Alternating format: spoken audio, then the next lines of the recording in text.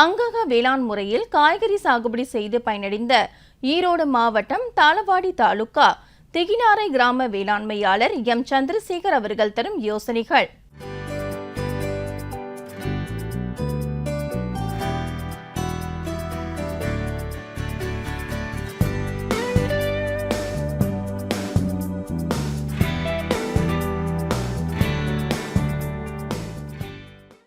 வணக்கம். என்னுடைய பெயர் மா சந்திரசேகர். நான் கடந்த 2003 முதல் இயற்கை முறை விவசாயம் செய்து வருகிறேன். எங்களுடைய சாகுபடியில் இந்த தாளவாடி மலைப்பகுதியில் மஞ்சள் சாகுபடி மற்றும் வாழை, கரும்பு இந்த மாதிரி பயிர்களெல்லாம் சாகுபடி செய்கிறோம்.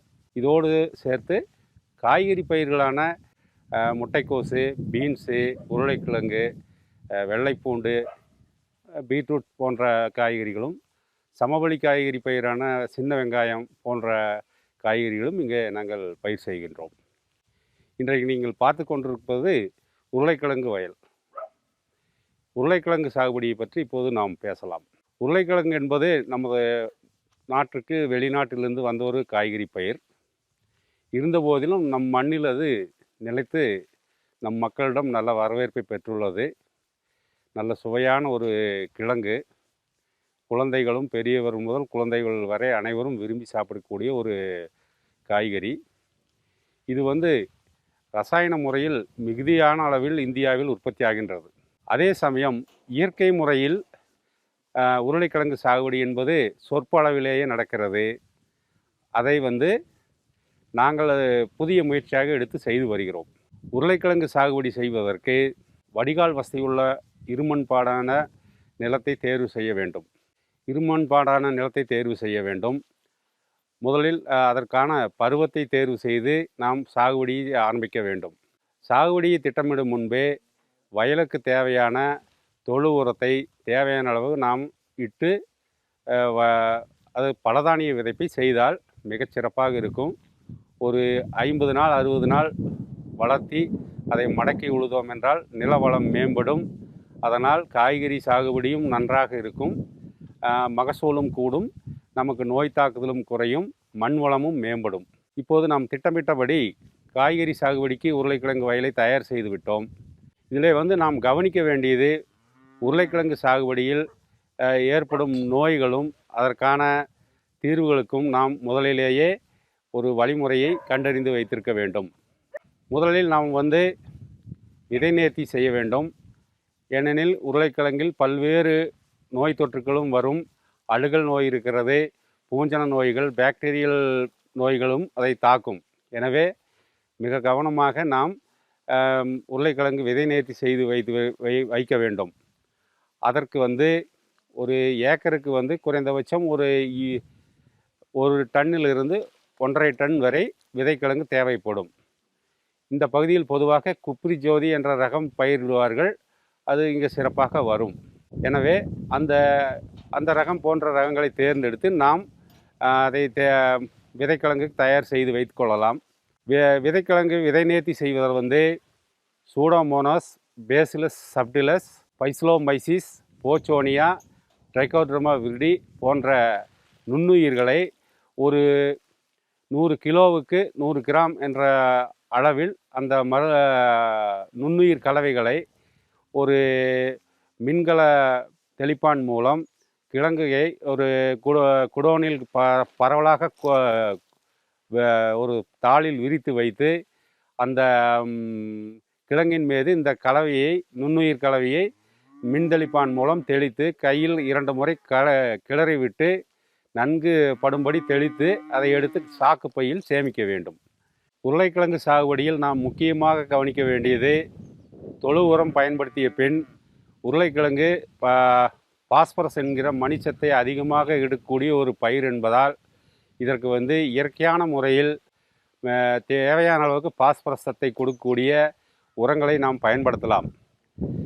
இயற்கை விவசாயத்தில் எலும்புத்தூள் உரம் பயன்படுத்துவது அனுமதிக்கப்பட்டுள்ளதால் நாம் தாராளமாக பயன்படுத்தலாம். பாஸ்பரஸ் சத்திற்கு நாம் எலும்புத்தூள் உரம் அல்லது ராக் பாஸ்பேட் என்கிற பாறை பாஸ்பேட்டையும் கூட பயன்படுத்தலாம். இதை நாம் அடியுரமாக கொடுத்தோம் என்றால் உருளைக்கிழங்கு சாகுபடியில் நல்ல மகசூல் எடுக்க முடியும்.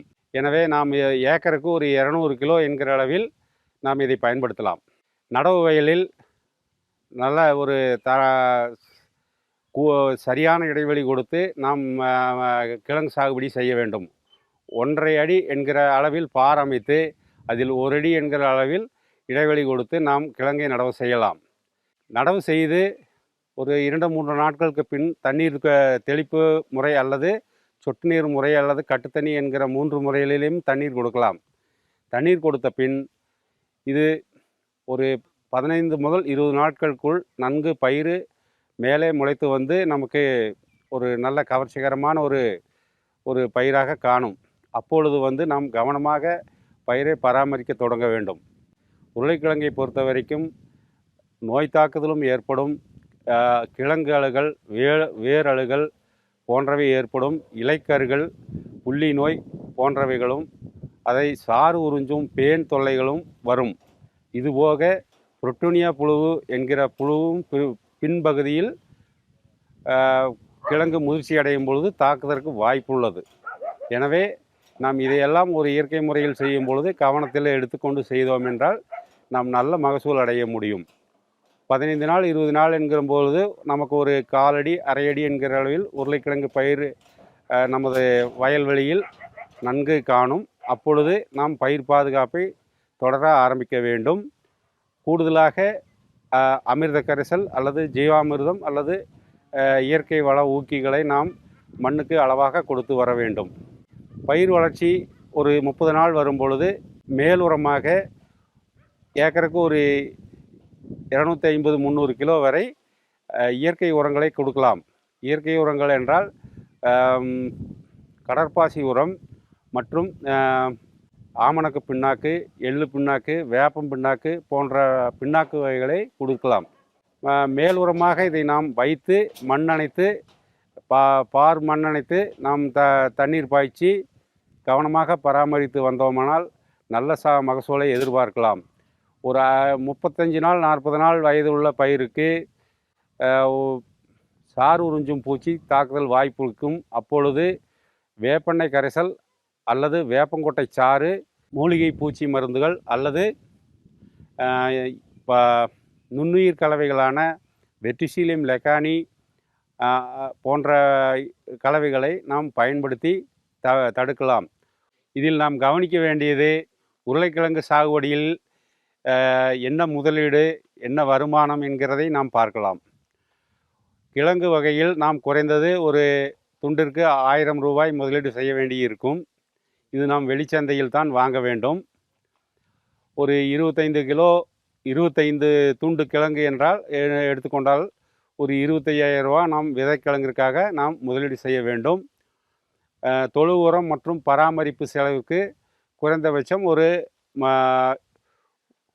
50,000 முதல் 75,000 ரூபாய் வரை ஒரு ஏக்கருக்கு செலவாகும். ஆக ஒரு ஏக்கருக்கு 1 லட்சம் ரூபாய் நாம் முதலீடு செய்தால் இதனால் நம்மளுக்கு என்ன மகசூல் கிடைக்கும் என்று பார்த்தால் ஒரு 25 துண்டு கிழங்கு நாம் சாகுபடிக்கு பயன்படுத்தி இருந்தால் நமக்கு சீதோசனமும் தட்பவெப்பமும் கால சூழ்நிலையும் சாதகமாக இருக்கும் பட்சத்திலும் நம்மளுடைய பராமரிப்பு நன்றாக இருக்கும் பட்சத்திலும் குறைந்தது ஒரு ஏக்கருக்கு 200லிருந்து 250 துண்டு, அதாவது ஒரு 12 டன் கிழங்கு கிடைக்கிறதுக்கு வாய்ப்பு இருக்கிறது. இதுக்கு நம் சந்தையில் நாம் வாங்கிய விலைக்கே விற்பதாக ஒரு மதிப்பீடு செய்து விட்டோம் என்றால் 250 துண்டிற்கு ஒரு துண்டு ஒரு 1000 ரூபாய் என்ற மதிப்பில் நாம் சந்தையில் விற்றால் கூட 2.5 லட்சம் ரூபாய் மொத்த வருமானம் வரும். இதில் நமக்கு நாம் செலவு செய்தது போக அறுவடை கூலி, சந்தைக்கு கொண்டு செல்லும் செலவு, இதர செலவு எல்லாம் கழித்தால் கூட நமக்கு ஒரு 25,000 ரூபாய் சேர்த்து கழித்தால் கூட ஒரு ஏக்கருக்கு 1 லட்சம் ரூபாய் வரை ஒரு உருளைக்கிழங்கு சாகுபடியில் நமக்கு வருமானம் கிடைக்கிறதுக்கு வாய்ப்பு இருக்கிறது. இது கால சூழ்நிலையை பொறுத்து ஏற்றத்தாழ்வுக்கு உட்பட்டது, உறுதியாக சொல்ல முடியாது. மேலும் விவரங்கள் பெற வேளாண்மையாளர் எம் சந்திரசேகர் அவர்களை 08144277313 என்ற கைபேசி எண்ணில் தொடர்பு கொள்ளலாம்.